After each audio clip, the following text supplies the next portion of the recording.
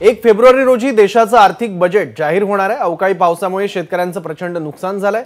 अजूनही अनेक शेतकरी मदतीच्या प्रतीक्षेत आहेत। सर्वसामान्य शेतकऱ्यांनी येणाऱ्या अर्थसंकल्पाबाबत सरकारकडून काय अपेक्षा व्यक्त केल्या पाहूया।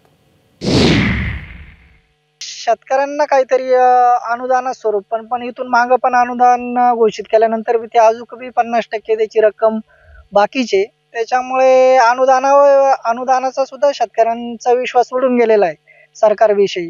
तर एक असा ठोस त्याला बजेटमध्ये काहीतरी शासनानं जाहीर करावं, शेतकऱ्याविषयी नवीन धोरण काहीतरी आणावं।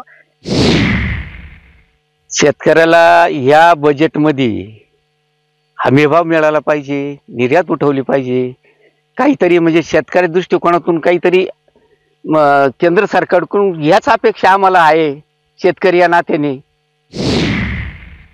इथून पुढे शासनाने किमान त्याला कांद्याला तरी किमान 3 ते 3.5 हजार रुपये भाव तरी मिळाला पाहिजे आणि त्याच्यावर त्यांनी योग्य असे निर्णय घ्यावा।